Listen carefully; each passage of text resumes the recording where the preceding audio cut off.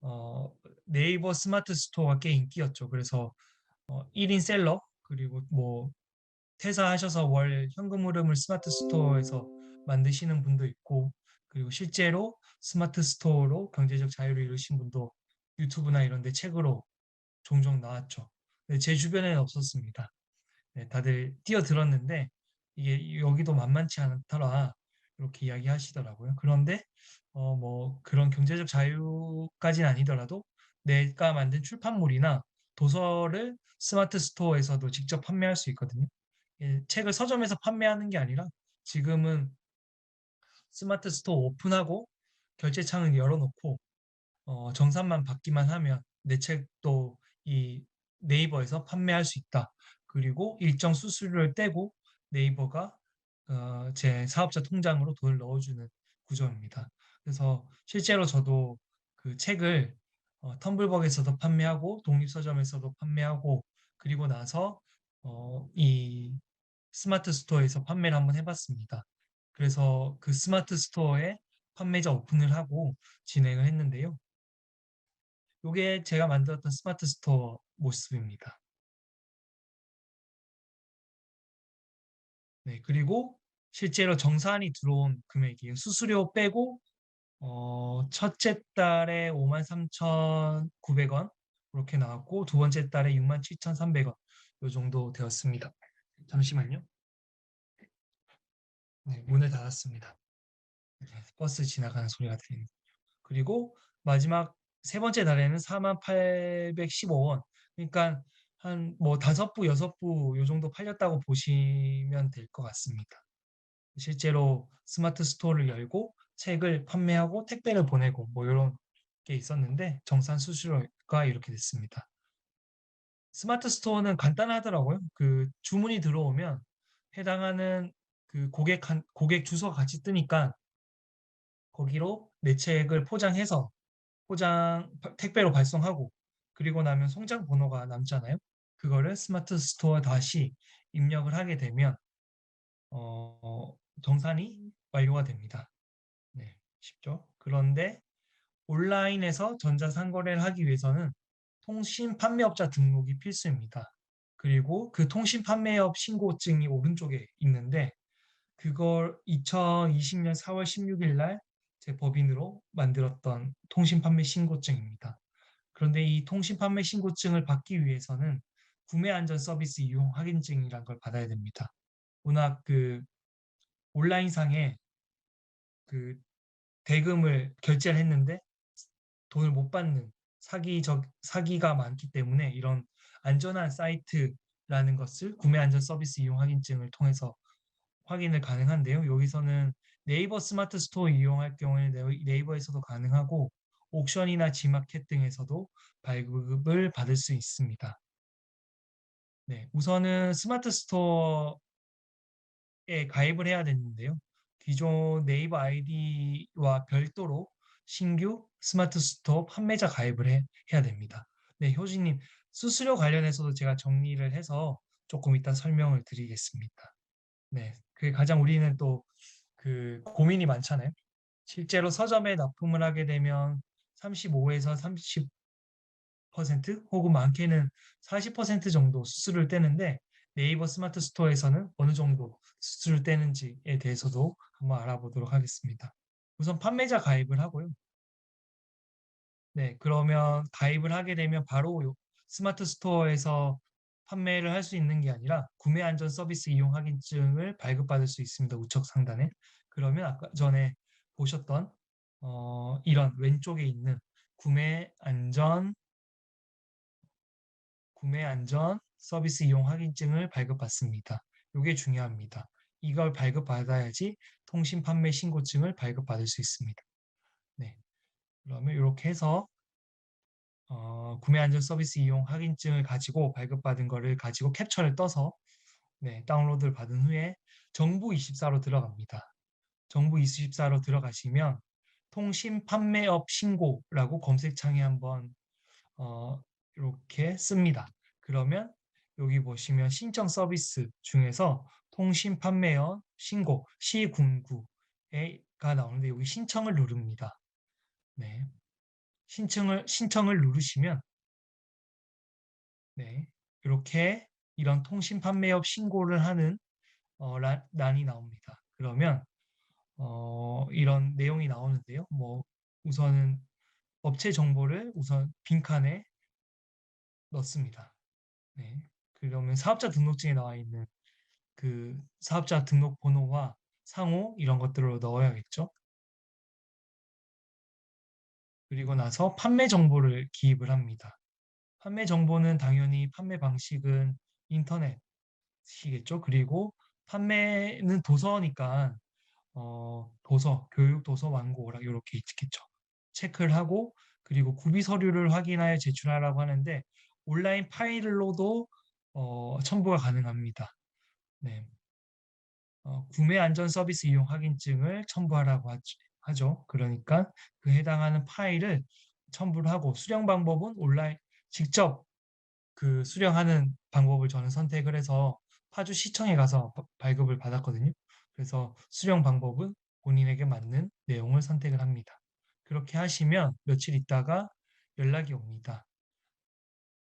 그래서 그 제가 할 때는 온라인으로 안 돼서 제가 오프라인으로 그 발급을 받았는데 조금 변했을 수도 있거든요. 2020년이라서 지금 22년이 2년 정도 지났으니까 저 할 때는 발급 오프라인으로만 수령이 가능해서 발급받은 통신 판매 업증을 오프라인으로 수령해서 네이버 스마트 스토어 판매자 센터에 등록을 합니다. 그러면 가입 심사가 뜨고 심사 중 그런 나온 그 상태가 표시됩니다. 서류 제출 뭔가 그때 하나 미비를 해서 추가로 넣었던 걸로 기억을 합니다. 그렇게 하게 되면 나중에 통신 판매업증이 나옵니다.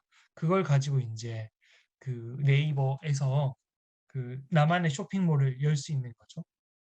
예전에는 뭐 카페24나 온라인에서 홈페이지를 만들거나 그런 걸 하기 위해서는 호스팅 업체를 많이 이용했었는데 지금은 전문적으로 하지 않는 단계에서는 네이버 쇼핑을 이용해서도 많이 하고 있습니다. 실제로 독립서점이나 작가들 같은 경우는 직접 네이버 스마트 스토어에서 책을 많이 판매하고 있거든요. 그게 대표적인 걸로 제가 한번 몇 가지 사례를 보여드리겠습니다. 카모메 그림 책방이라는 곳입니다.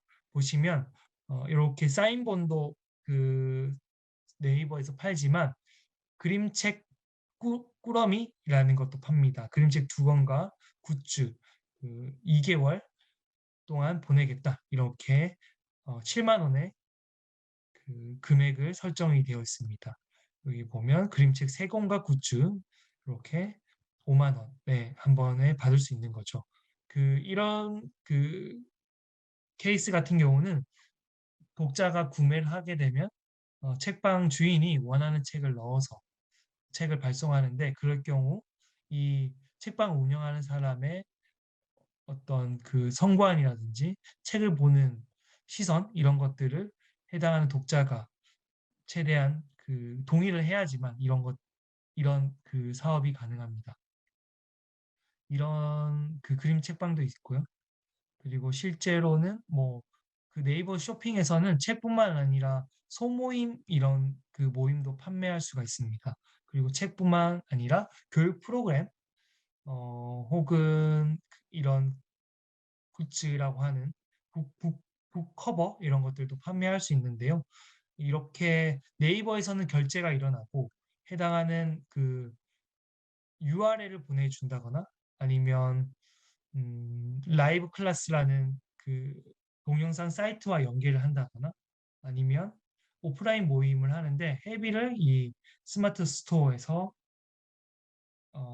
결제를 하게 한다거나 아니면 PDF 전자책 파일도 여기에서 올려놓고 올리는 건 아니고 결제를 일으킨 다음에 이메일을 받아서 그분한테 메일을 보낼 수 있죠.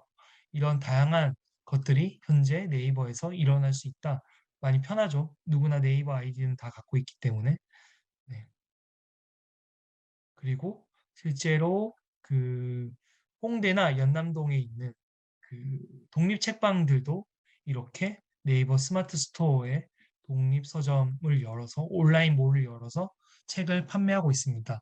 꽤 많은 매출이 일어나는 걸로 알고 있고요. 네, 그렇습니다.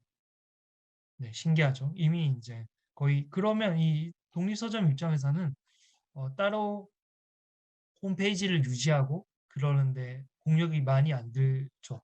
네, 실제로 디자인 요소가 많이 줄어들기 때문에 결제도 쉽고 그리고 결제하신 것들을 확인해서 발송만 하고 송장 번호만 넣고 정산 받으면 되니까 많이 쉬워졌습니다. 그 서점을 여는 것이 온라인에 서점이 여는 것이 이제 힘들진 않죠. 물론 이제 그게 유지가 되면서 꾸준히 매출이 일어나야 된다는 과제가 있지만 하지만 뭐 호스팅 비용도 들지 않고 도메인을 유지하기 위해서 별도의 비용이 들지 않기 때문에 네이버가 스마트 스토어를 활용하 많이 이제 확산을 시키고 있는 거죠. 네, 요거는 이후북스 아마 첫 번째 시간인가 두 번째 시간에 기억나시나요? 독립서점인데 출판도 하고 서점도 하고 온라인 몰도 열고 이런 복합적인 곳입니다. 네. 4만 원 이상 주문 시 무료 배송. 그리고 비닐을 사용하고 있다. 상품은 전체 다 볼 수도 있는데 인기도 순, 누적 판매량 순, 낮은 가격 순, 뭐 이렇게 다양한 방법들로 책을 나열할 수 있죠. 그리고 보면 꽤 꼼꼼하게 다양한 분야를 이야기한 걸 알 수 있습니다. 추천 카테고리도 있고요. 에세이, 페미니즘 글쓰기, 동물 자연 비공 그리고 그림책, 만화 그래픽 여기에 아마 작가님들이 책을 내시면 입점할 수 있겠죠. 그리고 출판사엔 작가의 방도 있고요. 시리즈, 국내 서점 에디션, 굿즈도 팝니다.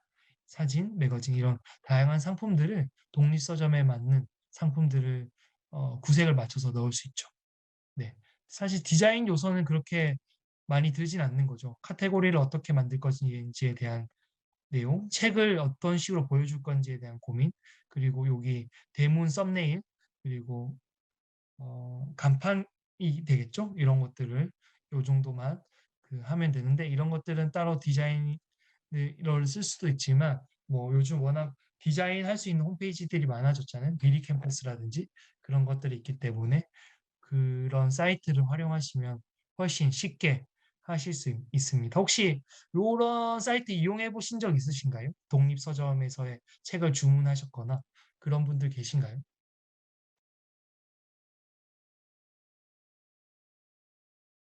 네, 몇 번 이용하신 분들이 계시리라 생각이 들고 하셨던 분들은 만약에 책이 나오시면 이런 독립서점에도 입점하시는 거를 한번 권해드립니다. 네, 그렇게 네, 뭐 거의 시스템은 대형 서점하고 비슷하죠. 네, 오히려 네이버 페이와 거의 모든 연동이 되어 있기 때문에 결제도 편합니다. 물론 온라인 서점도 다 같이 그렇게 되어 있지만요.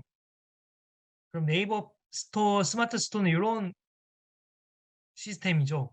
구매자가 상품이 있다면 상품을 구매하고 2단계 상품 주문을 판매자가 하고 3단계 그 상품을 배송을 하게 되면 구매자가 구매 확정 버튼을 누르고 그리고 네이버에서는 구매 확정 플러스 1일 후에 정산을 합니다. 정산을 할 때는 수수료나 이런 것들을 빼고 정산을 받죠.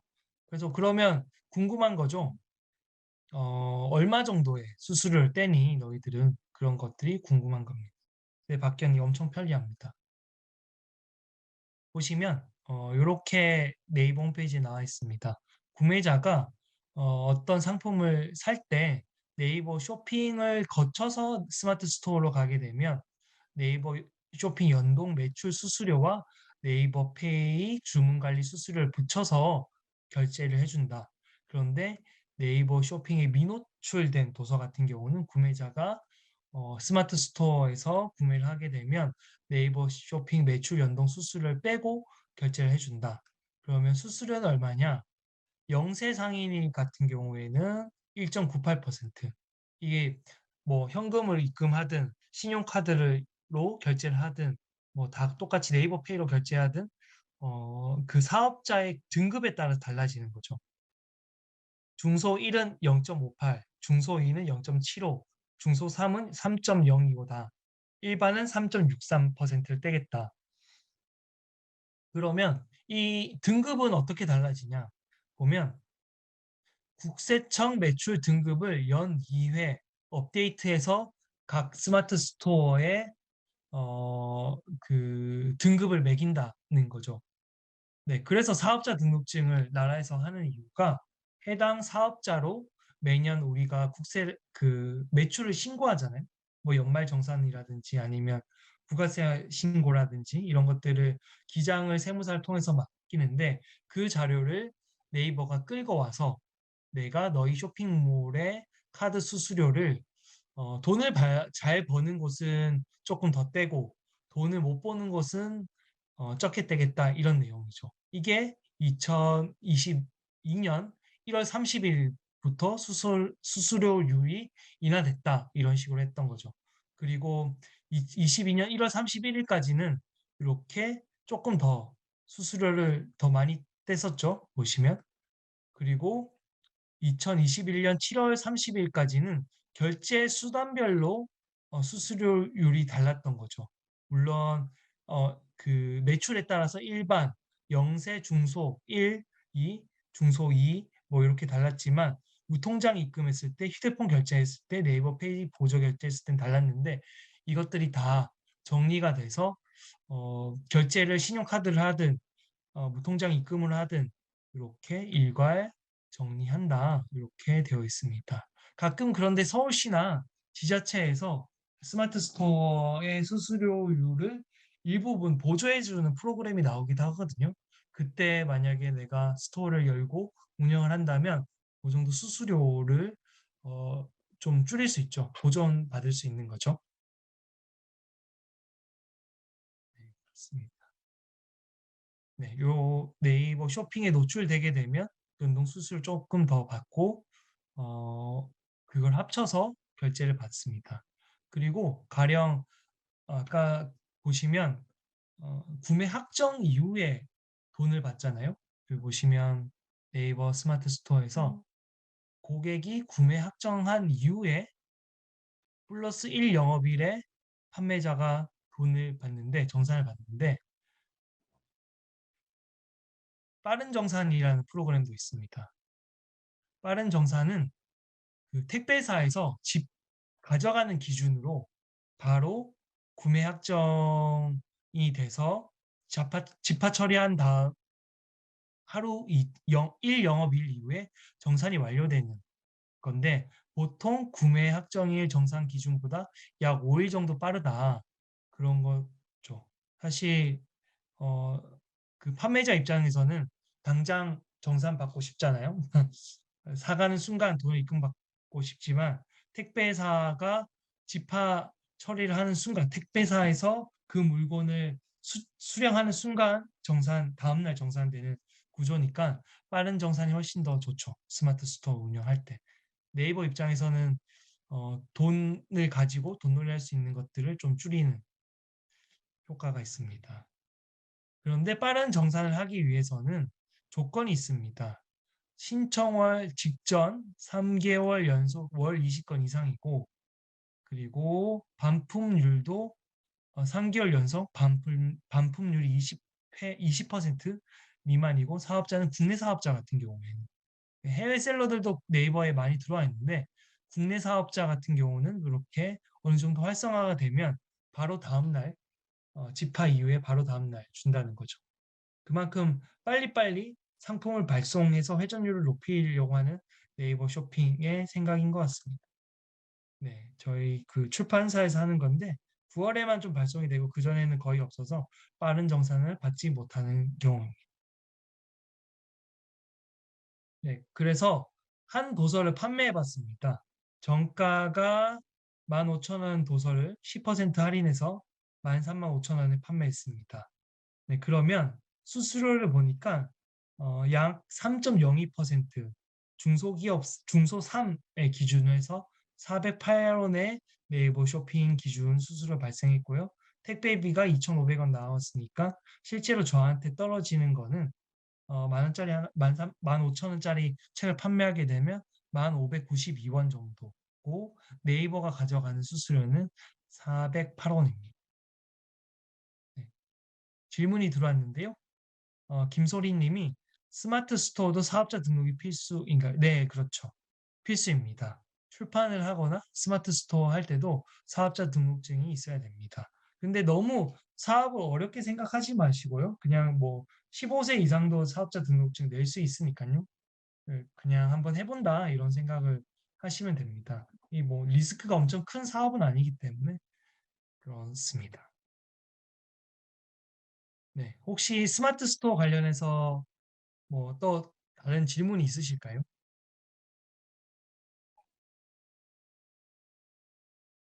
스마트 네, 강의 사업자로 시작하셔도 됩니다. 그 스마트 스토어로 뭔가 쇼부를 보겠다 이런 거보다는 판매에 내가 컨트롤할 수 있는 판매 채널 중에 하나다라고 생각하시면 됩니다.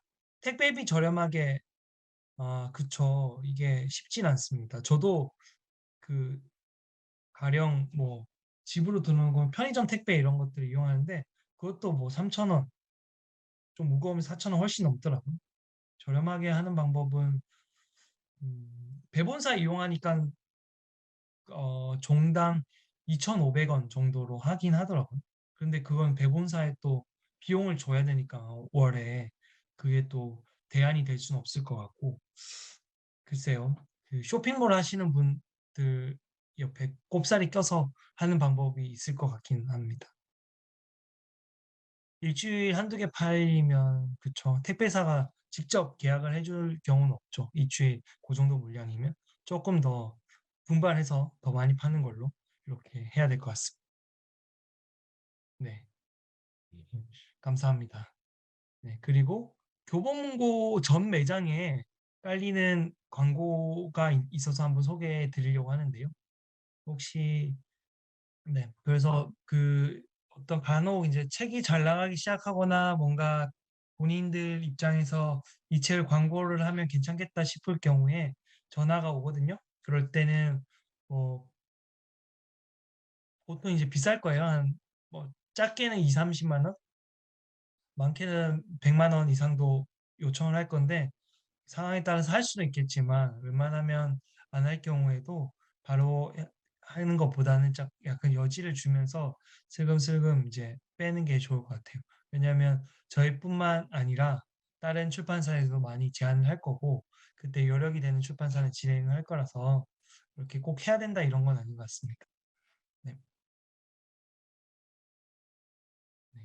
이렇게 들어가 보셨고 그리고 그 교보문고 유엔학 같은 게 영풍문고 합북이라고 또 있습니다. 그러면 그 금액은 요거는 교보문고는 2주 동안이었잖아요. 영풍문고는 4주 1개월 동안 진행되는 금액 그 프로모션인데 금액은 99만 원입니다. 공급률은 변동이 없고요. 영풍문고 전국 32개 지점에 노출이 됩니다. 보시면 이 노출되는 지점들 리스트가 쫙 나오죠. 네. 종로, 여의도, 용산 잘 나가는 서울뿐만 아니라 경기, 인천, 전라, 광주, 부산, 경남, 대전, 경북까지 오는데 어, 이렇게 많은 지점들에서 노출이 되는 겁니다. 괜찮죠? 나쁘진 않은 좋은 것 같아요. 제 생각에는. 네. 모습은 요런 식으로 노출이 됩니다. 아까 직기가 교보문고하고는 조금 다르죠? 네. 거의 뭐 비슷하긴 한데 교보문고는 요 밑에 것만 있다면 영풍문고는 이 위에 책을 안내하는 공간이 있다. 요 정도. 그리고 한 1개월 동안 1개월 동안 그 진열이 되니까 기간은 교보문고의 2배고 길게 끌고 갈 수 있다. 게 이 그 영풍문고 합북의 특징입니다. 그리고 지난 시간에 그거 한번 물으신 분이 계셨는데 온라인 광고 대행사 어떤 것들이 있느냐 물으셨잖아요. 그 실제로 서점에서의 광고 말고 온라인으로 광고가 가능한 업체들이 요 있습니다. 소행성 책방, 책썰미, 플라이브, 독심술, 뭐 북적북적 책식주의, 뭐 책방구 뭐 이런 데가 있는데 한번 볼까요, 우리가? 네, 한번 눌러보겠습니다.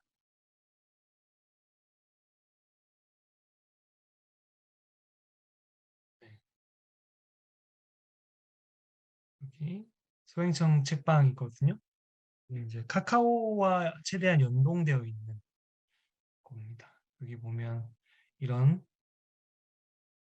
네, 저도 대행업체 이용합니다. 어떤 책이 잘 나갈 것 같을 때 요거의 효과가 가끔 폭발할 때가 있거든요. 그거에 대해서 저희가 최근에 광고 집행한 내역도 한번 보여드리겠습니다. 여기 보면 이런 홈이 있고 자기계발 뭐 이런 게 있죠. 어떤 거 보고 싶으세요? 여기 이 사람들이 만든 애니메이션 카드 뉴스거든요. 그 그래픽 들어간. 네. 갑자기 재물복 터지는 사람들의 공통점 이거 궁금하지 않으신가요? 이런 식으로 제목이 중요합니다. 네, 한번 눌러보겠습니다. 조회수가 11만 회 정도네요. 갑자기 3억. 네, 이렇게 빚에 대한 이야기고 빚은 부를 증식시키기 위한 필수 조건이 되었다. 네, 김과장 사례가 나오고요. 예, 모바일에서 아마 많이 보셨을 거예요. 뭐 전세대출금 4억 중에 2억 5천만 원, 뭐 이렇게 해서 했다. 갑자기 부자 된 사람들의 특징이 뭘까? 네. 상가에서 발생한 월세 수입은 이자를 갚는 데 썼고 전세 낀 집을 매수했다. 네. 4년이 흘렀다. 시세가 모두 올라 22억을 가진 자산가가 되었다. 4년 만에 이렇게 되다니. 네, 그 출판사에서 직접 그 제작해서 넘길 때도 있고요. 아니면 카드 뉴스 제작 업체가 제작 대행 업체가 만들 때도 있습니다. 네. 요 느낌이 딱 오죠? 이거 광고일 것 같다. 드라마나 영화에서 나올 얘기일까요? 아닙니다. 우리 주변에 보통 사람이 4년 만에 생각의 전환을 이루니 이렇게 이야기를 하죠. 실제로 있었다는 느낌입니다. 네. 대출이 잘 알아야 한다. 대출에 대해서 궁금한 사람 어떤 걸 알아야 될까? 신용대출과 주택담보대출 동시에 받을 수 있느냐? 가능하다. 뭐 이런 것들 쫙 나옵니다.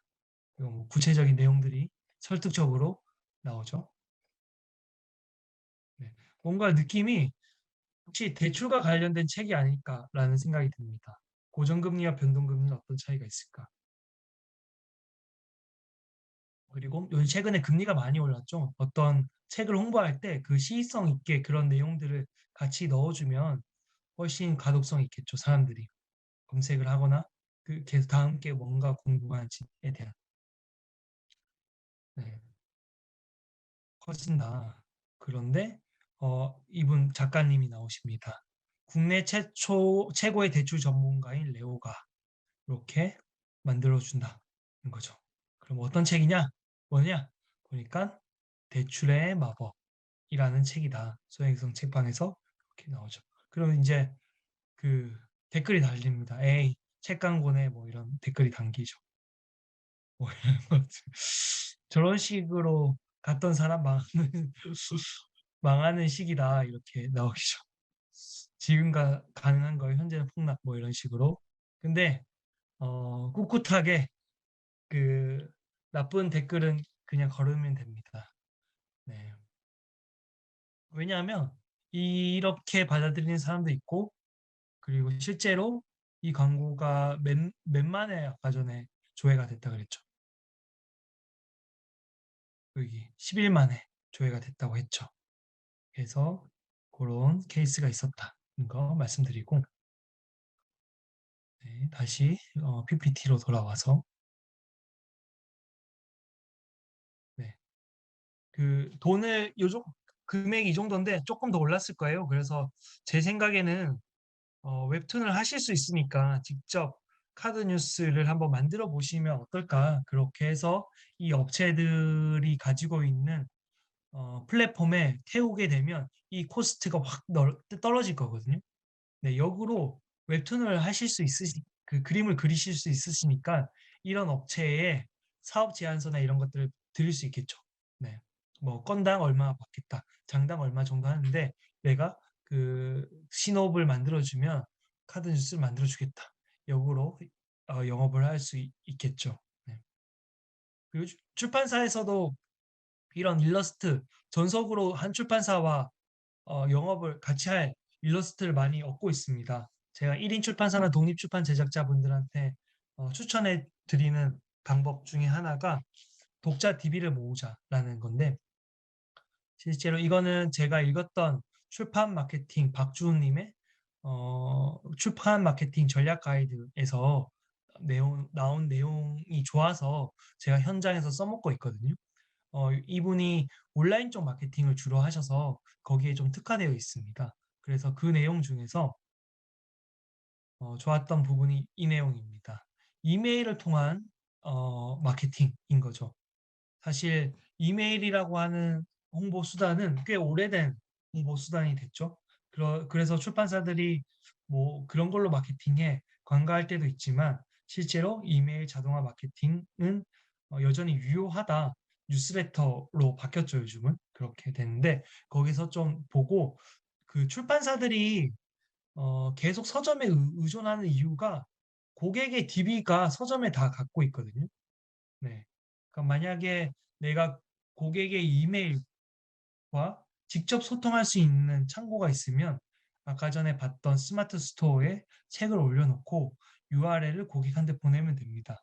그럼 그 고객이 실제로 필요하면 사시는 거고 구매 결정하시면 저희 쪽에서는 정보 받아서 택배로 보내면 되는 거죠. 그런데 서점은 있고 출판사는 없는 게 고객 DB입니다. 그래서 출판사들이 이 책의 핵심은 출판사들이 고객 DB를 가지고 있어야 됐다는 거죠. 네, 적극 동의하고 오래된 출판사인데 고객 이메일이나 DB가 없는 경우가 많이 있습니다. 그러면 신간이 나왔을 때 매번 새롭게 작업을 해야 되거든요. 그런 수고를 줄이고 어떤 분야에 특화된 출판사라면 고객 DB를 좀 꾸준히 모으자라는 내용이 이 책의 핵심이었습니다. 제가 느끼기에는. 네.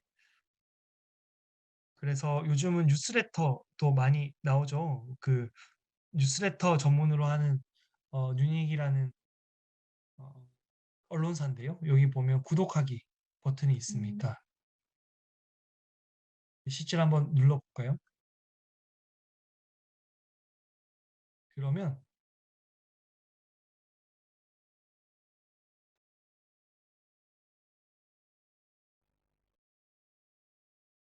고객에게 이 어떤 경험을 하셨는지에 대해서 계속해서 묻습니다. 그리고 추천할 용의가 있다.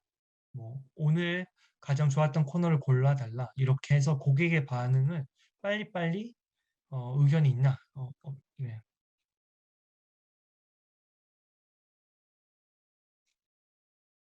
이렇게 고객의 반응들을 얻고 싶어 합니다.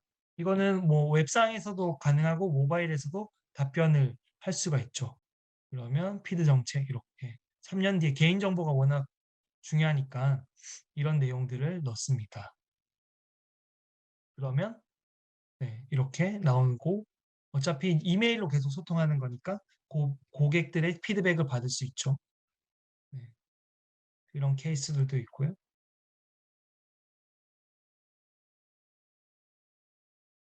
네, 우리가 잘 아는 맥도날드도 고객 데이터를 얻으려고 노력합니다. 아, 이게 나중에 나왔었는데 맥도날드 앱을 깔면 이렇게 고객의 의견을 받기 위해서 마이보이스라는 항목이 있어서 매장에 이용했던 경험이나 이런 것들에 대해서 이야기하고 리워드로 이렇게 설문 참여 커피 쿠폰을 줍니다. 아주 이게 쏠쏠합니다. 예전에는 단독으로 사용 가능했지만 이제는 다른 거를 주문할 때 같이 사용할 수 있습니다.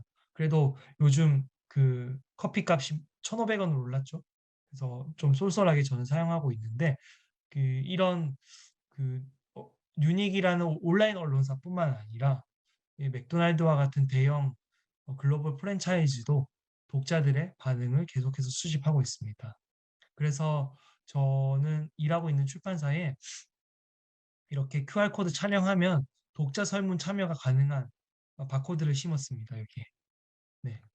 예전에 혹시 기억나시나요? 책을 사면 좀 오래된 사람들은 알 수 있는데 책을 사면 독자 엽서 이런 것들을 계속 받았었어요. 그런 것처럼 이 바코드를 집어넣는 거죠. 그래서 QR코드 카메라만 들면 이제 바로 렌더링이 돼서 그 요런 이런 사이트로 넘어갑니다. 공유해 드릴게요. 네. 그러면 독자들이 이 책을 읽고 어떤 성별이고 어떤 연령대인지에 대한 내용들을 저희가 출판사가 취합할 수 있습니다. 그리고 연락처나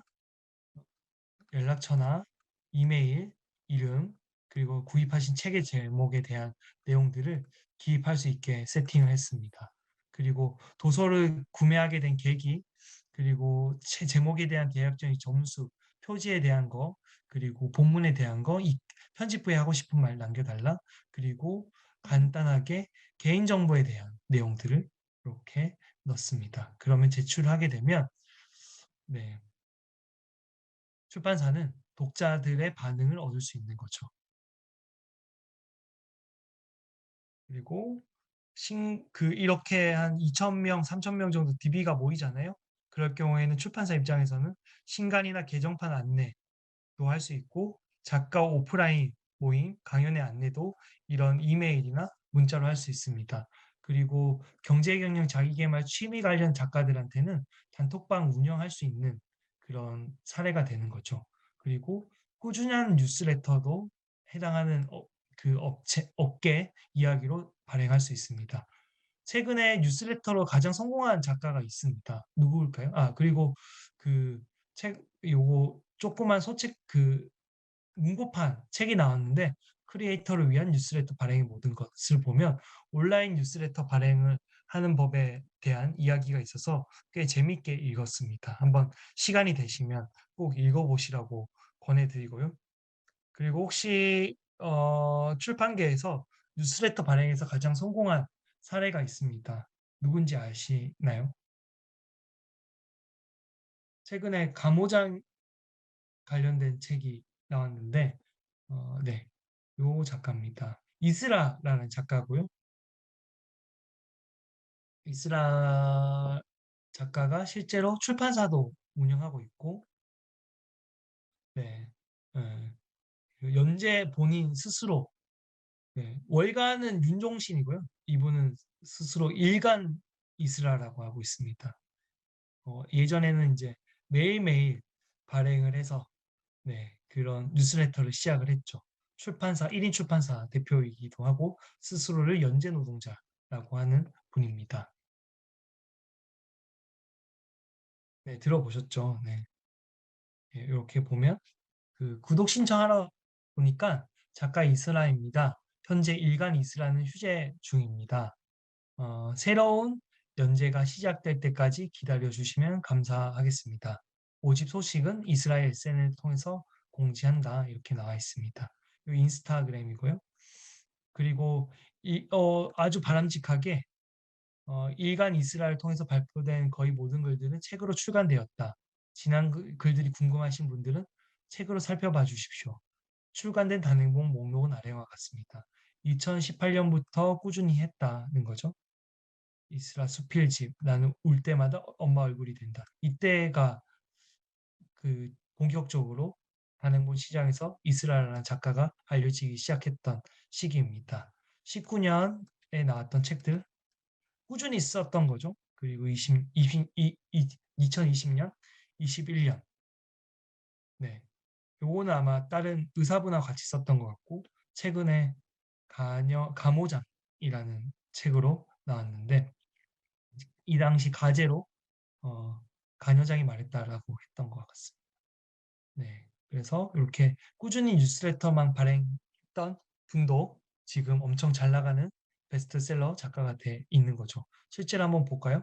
네, 지금 네, 제가 알라딘 서점을 한번 들어가 보겠습니다.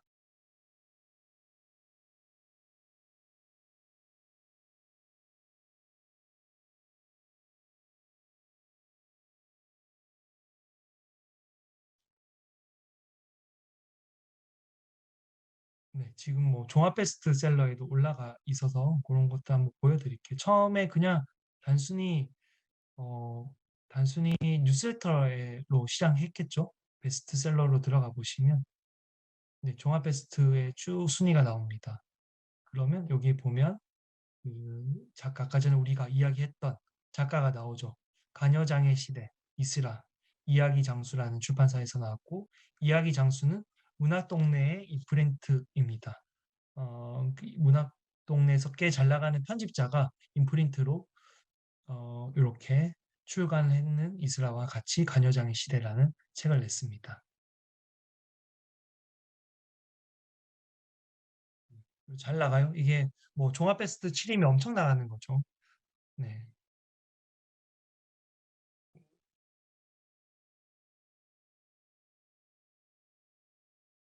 네. 이렇게 그 이렇게 다양한 자신들의 활동을 음, 이렇게 알려주고 있습니다. 이스라 신청을 미리 할 수도 있고요. 지나간 이스라 신청도 할 수 있고 출판사 계정, 책들, 유튜브, 웹사이트 이렇게 내가 어떤 활동을 하는지 작가가 온라인으로 엄청 잘 설명을 하고 있죠.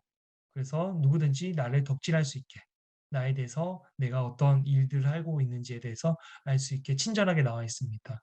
네, 저는 20, 책 21세기라는 표현도 좀 올드하긴 한데 작가들이 셀프 마케팅에 능해야 된다. 이런 생각이 들고요. 이게 최근에 똑똑한 작가들은 이렇게 한다. 그리고 1인 출판사를 하려고 하는 작가들도 마찬가지다. 이스라 입장에서는 본인 출판사에서도 낼 수도 있잖아요. 이제 어느 정도 되니까. 그런데 그런 문학동네 임프린트에서 낸 이유도 있을 겁니다. 훨씬 더 문학동네에서 하게 되면 마케팅 지원이나 아니면 전문 편집자의 손길을 받을 수 있기 때문에 그렇게 진행한 것 같습니다. 그리고 요거 지난 강의 때 한번 이야기 됐는데 출판사를 설립할 때 일반 사업자 출판사로 할 거냐, 법인 사업자 출판사로 할 건지에 대해서 좀 질문을 하셨던 것 같아요. 그래서 제가 조금 정리를 해봤습니다. 네, 보면 이게 소득 관련해서 법인과 이쪽이 개인 사업자고 일반 사업자고 이쪽이 법인 사업자입니다. 보면 종합소득세 낼 때 어떤 사업소득하고 근로소득 일반 사업자를 했을 때 뭐 120, 1200만 원 이하는 6% 세금을 내야 되고 과세 표준 기준입니다. 과세 표준이란 말은 내가 어떤 돈을 벌었는데 소득공제나 세액공제를 제외하고 세금을 내는 금액의 기준인 겁니다. 그래서 이게 연봉은 아니고요. 1200만 원에서 4600만 원 이하는 15% 구간, 4600만 원 초과 8800만 원 이하는 24%, 8800만 원에서 1억 5천만 원 이하는 만 원대 원이 35% 구간, 1억 5천만 원에서 3억 이하는 38% 이하 이렇게 되어 있습니다. 그리고 법인 같은 경우 2억 이하는 세 소득 법인세 2억 이하는 양도 법인세 순이익 2억 이하는 10%만 낸다. 그러니까 만약에 내가 사업을 해서 2억 정도의 돈을 남겼다. 그러면 최대 2천만 원인 거죠. 네. 그러면 개인 사업자로 했을 때가 낫나 법인 사업자로 했을 때가 낫나에 대한 문제가 나오는데 제가 한번 대략 그 통밥을 굴려보니 연봉 5천만 원 직장을 다니면서 출판사 순이익이 500만 원이 났을 경우에는 종합소득세는 연봉 5,500에 대해서 최대 24%다. 소득공제, 세액공제 등으로 15% 세율 가능하다. 이 출판사 순이익이 500만 원 정도일 경우에는 일반 사업자가 유리한 거죠. 이 순이익은 매출액에서 내가 필요한 경비를 다 빼고 났을 때 금액을 말하는 겁니다. 그런데 연봉 5천만 원 직장을 다니면서 출판사 순이익이 1억 정도 났을 때, 내가 그냥 가볍게 책을 냈는데 대박이 터질 수 있잖아요. 네, 그럴 경우에는 일반 사업자로 진행했을 경우에 종합소득세는 1억 5천에 대한 세금이 나와서 35%인데 법인 사업자로 진행했을 때 법인세는 10%입니다. 네, 직장하고 출판사하고 분리되거든요. 그래서 최대 1천만 원 밖에 내지 않습니다. 그래서 이럴 경우에는 법인 사업자가 유리하다.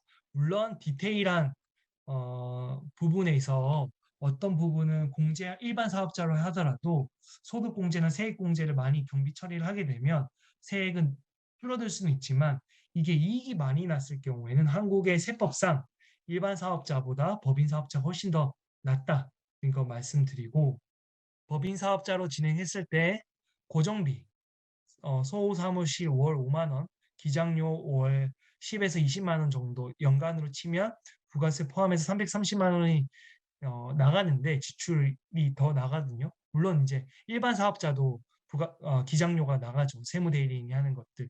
그런데 그 이익이 많이 나게 되면 일반 사업자보다 법인 사업자가 훨씬 유리하다는 거. 그래서 내 책이 좀 많이 팔릴 것 같다. 그러면 일반 사업자보다는 법인 사업자로 가시라. 그런 걸 좀 제안 드리고. 그럼 법인 사업자는 어떻게 하냐? 그 전에 만약에 내가 출판을 했는데 대박이 났어. 설립 첫 해 베스트셀러가 터진다면 개인 사업자는 종합소득세로 6억을 낼 수가 있습니다. 매출이 엄청나서 10억, 20억 터졌어. 그런데 법인 사업자는 법인 소득세 영원도 가능합니다. 어떻게 되는지 한번 보시죠. 어, 그 수도권 과밀억제 권역 지역의 법인 소득세는 청년 창업 기업 같은 경우는 100% 법인 소득세를 감면해 줍니다. 수도권 과밀억제 권역은 어, 서울이나 특히 좀 땅값 비싼 데 있잖아요. 너무 지금 기업이나 인구가 많아서 여기서는 과밀억제권역에 이다 지정된 지역들이 있거든요. 네, 나이 제한 있습니다. 요거 제가 말씀드릴게요. 그런데 출판이 많은 파주 이런 데 있잖아요. 이런 데는 수도권 과밀억제 권역이 아닙니다. 적극적으로 오히려 이런 것들은 그 과밀억제 권역이 아니기 때문에 창업을 해라 이렇게 지원을 하는 거죠. 네, 법인세 이익이 나도 100% 감면해주겠다는 거고 실제로 5년간 1분기 청년들의 청년에 대한 기준에 대해서 말씀드리겠지만 이렇게 늘어나고 있습니다.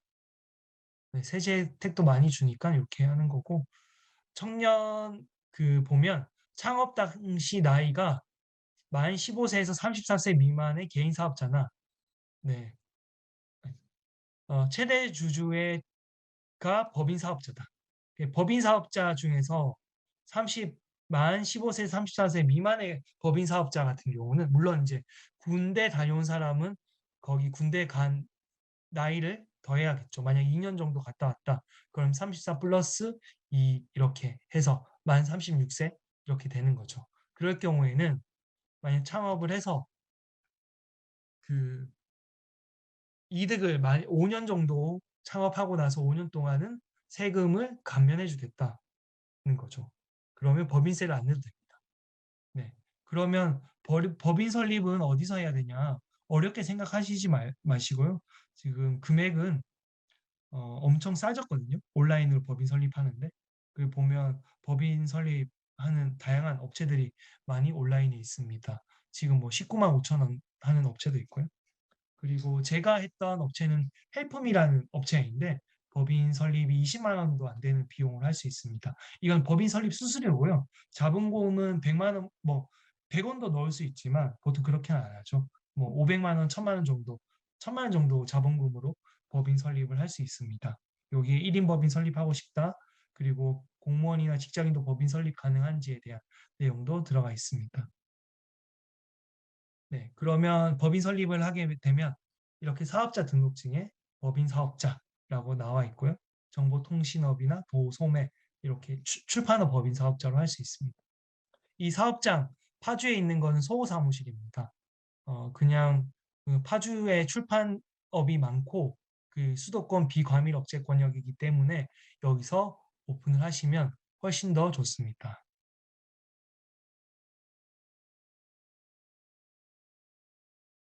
그러면 이런 그 법인으로 하게 되면 등기 사항 전부 증명서라고 나오는데 여기에 내가 어떤 사업을 할 건지에 쫙 넣을 수 있거든요. 네. 그리고 주식도 발행할 수 있습니다. 한 주에 500원. 그리고 저는 8만 주짜리를 했거든요.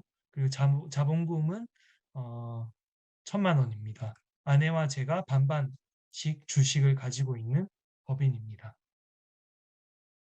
그리고 여기 보시면 어, 그 서적 자치, 인쇄, 출판업도 들어가 있지만 출판 유통업도 있고요. 이미용업도 있고 두부 제조업도 있습니다. 어머니가 미용사이기 때문에 혹시 이 법인이 활용될 수 있을 것 같고 아버지가 그 경북 청도에서 두부도 만드시거든요. 그래서 그런 것도 넣었고 내가 나중에 뭐 강사 파견업도 할 수 있고 온오프라인 강의업도 할 수 있고 지금 하는 것처럼요. 물류 관리업 내가 하고 싶은 것들을 다 넣습니다. 경영 컨설팅, 부동산 컨설팅, 리모델링 지금 하고 있진 않지만 언젠간 할 수 있는 것들을 다 넣었습니다. 커피 전문점도 넣고요. 그리고 이 위에 나와 있는 프랜차이즈 같은 것도 할 수 있다 이런 것들을 넣는 거죠. 어떻게 이제 사업이 확장될 수 있는지 알 수 없지만 네 이런 것들을 다 그 법인 설립할 때 넣을 수 있습니다. 네. 그러면 뭐 회사 설립 연원 이런 게 이제 등기 권리증이 나오는 거죠.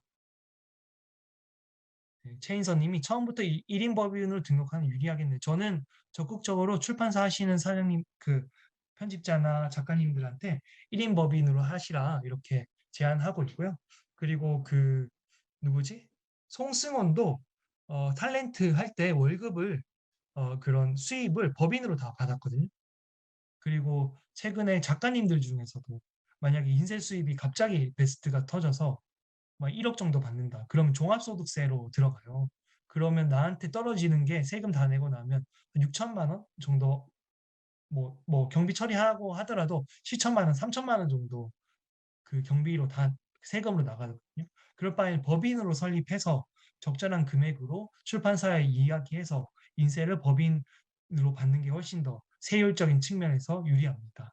만약 웹툰 작가시라면 어, 개인으로 받을 수도 있지만 내가 법인이 있다면 법인으로 뭐 레진이나 네이버나 다음과 소통할 수 있겠죠. 출판업을 할 때 세제 혜택은 출판 따로 뭐 일반 법인하고 똑같은데요.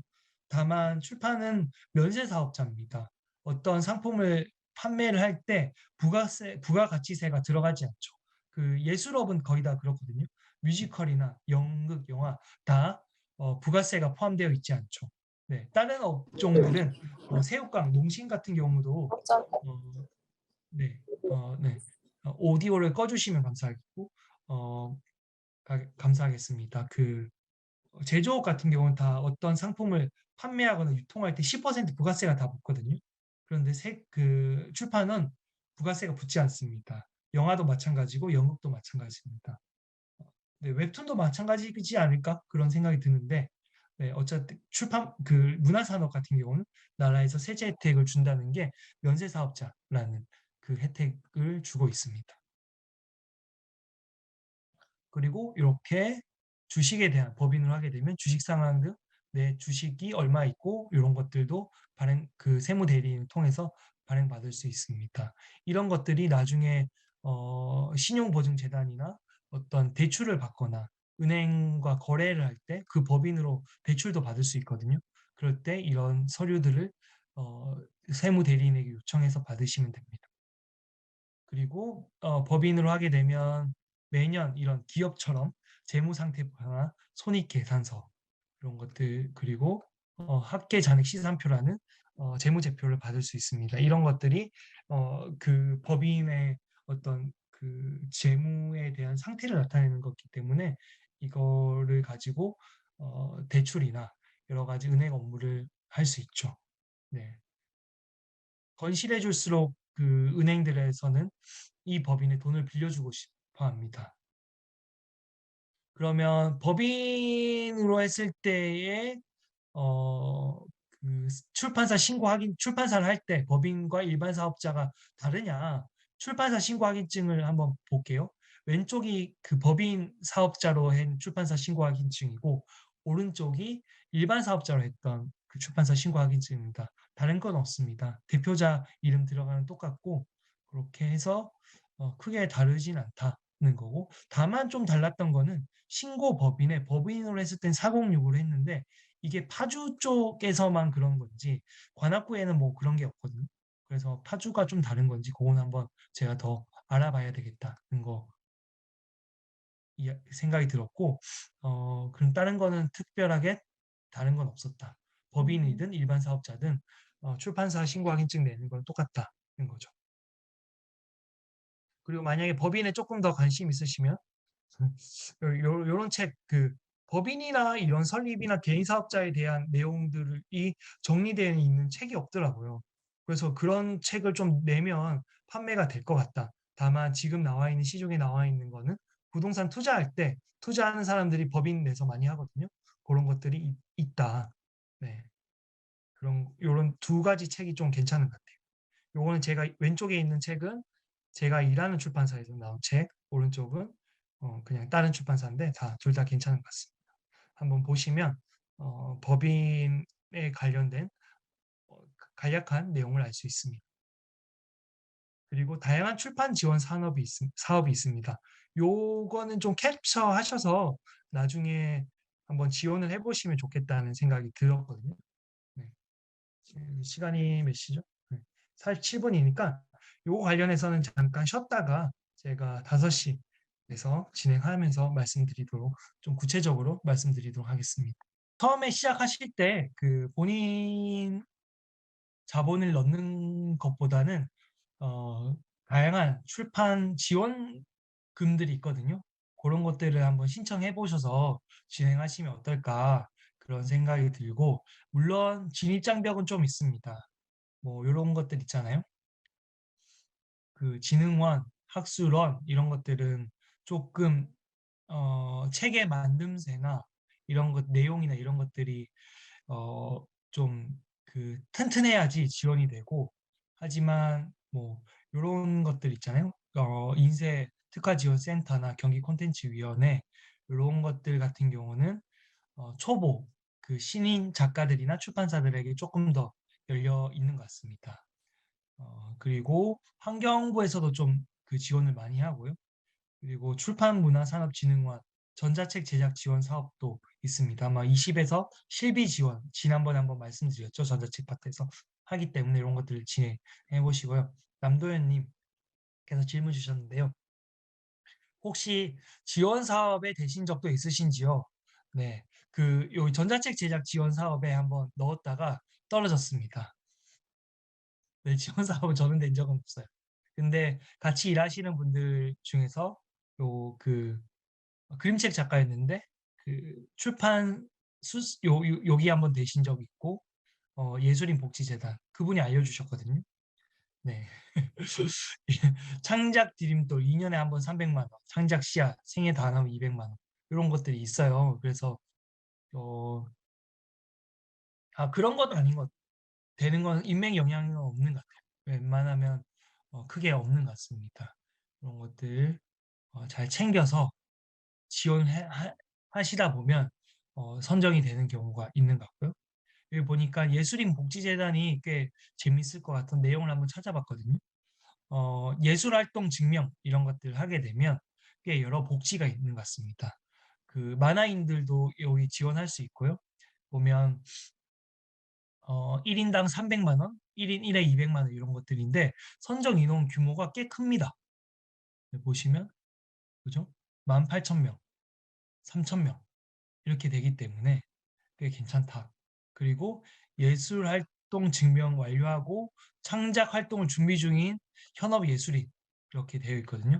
그래서 뭐 어차피 그 현업 예술인이고 소득이 적을수록 좋죠. 예술 활동 유효 기간 어디에 있죠? 유효 기간 3개월 이상. 아, 저도 한번 봐야 되겠는데 예술 활동 유효 기간 관련돼서는 정확하게는 안 나와 있습니다. 아마 현업에서 계속 활동하는 사람들 이야기하는 것 같고 책을 많이 내야 합니다. 네, 그렇군요.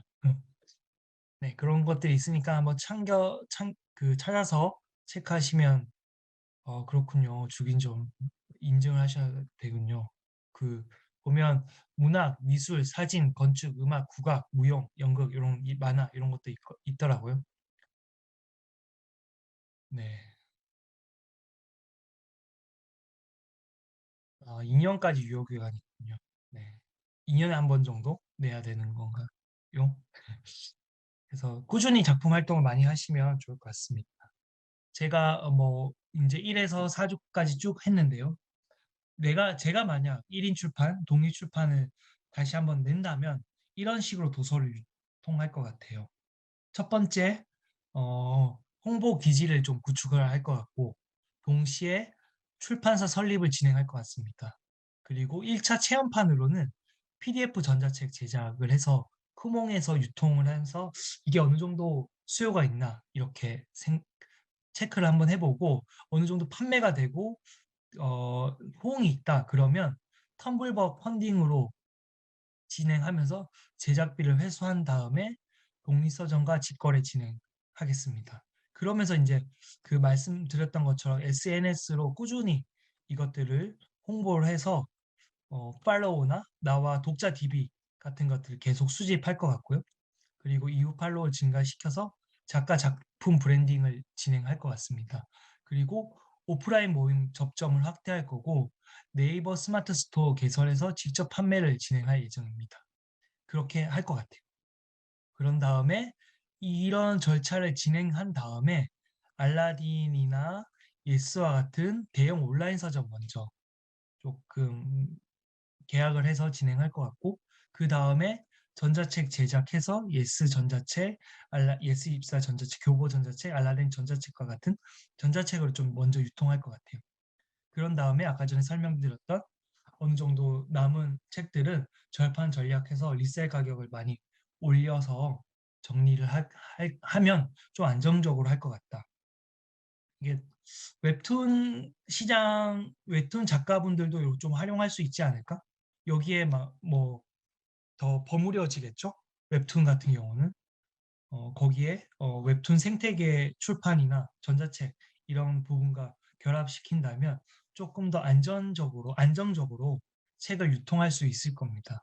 가령 내가 제작비 높은 책을 1000부, 2000부 찍었는데 창고비만 나가고 공간만 차지하고 있으면 엄청 속상하잖아요.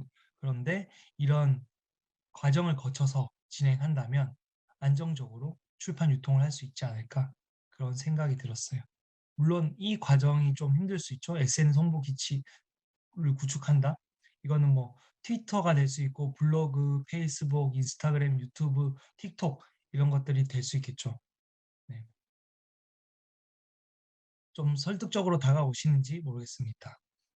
네, 문수연 님이 네, 그 3번 PDF 전자책이랑 9번 전자책은 다릅니다. 3번 PDF 전자책은 ISBN이 없는 거고요. 10번 전자책, 9번 전자책은 실제로 종이책을 변환해서 만든 ISBN 있는 전자책인 거죠. 네. 이거의 차이는 아마 3번은 테스트판일 거고 9번은 정식 책이 되겠죠. 그리고 제가 그 1인 출판이나 작가이자 출판사를 하시고자 하는 분들에게 꼭 예를 드리는 사람이 있습니다. 언어의 온도 이기주라는 작가인데요. 꽤 유명한 책이죠. 2016년에 나와서 170만 부 이상 판매가 된 책입니다. 말의 품격도 100세 기념 에디션이 있고요. 네, 보시면 그런데 이 사람이 이 사람이 처음부터 잘 나갔던 건 아닙니다. 제가 알기로는 기자였고 그리고 정치권에도 잠깐 발을 디뎠다가 나와서 본인 출판했는데 2011년 서울 지엔이라는 약간 느끼한 책을 냈는데 이것도 품절되고 젊은 날 책이 잘 안 팔렸죠. 이때는 이기주가 누군지는 아무도 몰랐습니다. 족도 내 편을 만드는 대화의 법이라는 자기계발 도서도 했는데 절판됐죠. 2013년입니다. 계속 망하고 있어요. 책을 냈는데 아무도 몰라줬죠. 그리고 2014년에 오늘 행복해야 내일도 행복하다라는 책도 냈는데 이것도 안 되고 2014년에 온품이라는 책도 냈는데 이것도 절판된 걸로 봐서는 책이 잘 안 나갔습니다. 그리고 2014년에도 또 한 편을 냈죠. 일상에 놓친 소중한 것들 품절됐습니다. 거의 뭐 지금 판매가 안 되고 있는 거는 올 책의 수명이 다 했다 보시는 거죠. 가장 그 2017년에 중앙일보에 난 기사인데 벌써 5년이 됐네. 2017년 올해 가장 많이 팔린 책 작가 이기주 여태 6번 실패했다. 네. 언어의 온도라는 책을 내고 200 서점 200곳 순례했고 그리고 나의 절박함이 독자들을 움직인 것 같다 이야기했습니다. 그리고 언어의 온도가 SNS 영향이랑 분석이 있다. 그렇게 생각하지 않는다고 작가가 얘기했습니다. 인스타그램에서 책을 홍보하지 않는다. 독자와의 소통 창구로 활용하고 있다.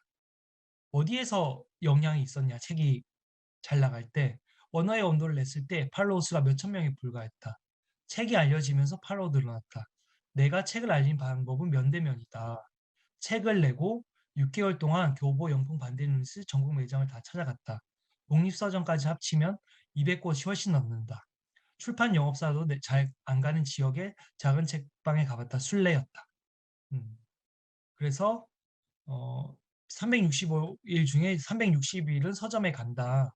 책의 뿌리는 서점에 있다는 생각을 지금도 변함이 없고 어, 내 책을 사는 독자가 있으면 쫓아가서 설명을 해주기도 하고 사인도 해주고 셀카도 찍어준다. 서점에서 무료 북토크도 하고 사인회도 했다. 사인회를 7시간 한 적도 있다. 이렇게 서점과 가장 가까운 작가였습니다. 이 사람이 처음부터 그랬던 건 아니었던 거죠. 어, 예전에 책을 냈는데 다 망했던 경험이 있었습니다. 아까 전에 보여드렸죠. 이런 책들이 망하다가 이 언어의 온도가 터지면서 과거의 무명 시절의 서러움을 다 벗어 던진 거죠. 꽤 열심히 발품을 팔았고 적극적으로 자기를 알리기 위해서 노력했습니다. 실제로 그 서점이나 서점 행사나 출판사 행사를 가잖아요. 그러면 항상 이기주 작가가 있었어요. 그만큼 열심히 출판 마케트들보다 더 열심히 자기 책을 홍보하기 위해서 얼굴을 팔았고 열심히 다녔던 거죠. 네, 실제로 온라인에서 이기주 작가를 한번 검색을 해보잖아요. 네, 그러면 뭐가 나오냐면 네이버에서 이기주를 한번 쳐보겠습니다. 제가 네이버 검색하는 걸 한번 보여드릴게요. 네, 이주라고 딱 치잖아요. 그러면 이제 뭐 작가 프로필과 낸 책들 이런 게 나오잖아요. 근데 이미지를 보시면 어, 그 사인회에서 많이 등장했던 이런 것들이 나옵니다. 네, 네, 책도 나오지만 사인회에서 독자하고 만난 것들 이런 것들이 꽤 이 사람의 어, 그 이미지로 많이 나왔다는 거는 그만큼 열심히 서점을 많이 다녔다는 얘기거든요. 그래서 만약에 책을 향후에 종이책을 내신다면 물론 웹툰 생태계는 조금 다를 수 있는데 종이책 출판 마케터 입장에서는 최대한 책이 판매되는 공간에 많이 가서 독자를 많이 알려야 된다는 거죠. 아까 전에 그 김시덕 박사가 말했던 것처럼 내 책을 올린 사람이 있으면 블로그에 가서 댓글 하나 달아주면 이기주 작가가 오프라인 서점에서 했던 행위가 똑같이 되는 거죠. 그래서 베스트셀러는 그냥 만들어지지 않고 잘 팔리는 책은 그냥 만들어지지 않으니까 그런 점을 좀 오늘 이야기해 드리고 싶었습니다. 발품을 팔 때 온라인과 오프라인 같이 뭔가 알리는 작업을 좀 해야지 책이 움직이는 것 같더라고요. 어찌됐건 그 출판을 해보니까 1 작가고 2 편집, 3 마케팅 영업이에요. 그러니까 출판에 있어서 가장 핵심은 작가와 그 작가가 만들어내는 컨텐츠거든요. 그게 시대와 잘 맞아떨어졌을 때 베스트셀러가 되고 책이 좀 판매가 일어나더라고요. 그래서 지난번 나눠드렸던 마케팅 계획서를 5주차 때 꼭 한번 작성해서 수업 시작하기 전에 미리 저한테 메일로 하루 전이나 2, 3일 전에 어차피 다음 주 월요일 날 수업이 있으니까 주말에는 좀 정리해서 주시면 제가 최대한 요런 부분은 조금 보완했으면 좋겠다. 아니면 손익자료는 요렇게 좀 변했으면 좋겠다. 이런 것들을 좀 말씀드릴 수 있을 것 같거든요. 그 숙제를 내드렸으니까 꼭 마지막 5차 수업에도 좀 참석 부탁드리고 과제도 제출해 주시면 제가 많이 도움이 될 것 같습니다. 그리고 5차 때는 제가 준비했던 것들 조금 요번에 1에서 4차까지 했던 것들을 다시 한번 정리해 드리는 시간과 제출해 주신 거 피드백 드리는 시간으로 5차 시기는 좀 마무리를 하고 진행하도록 하겠습니다.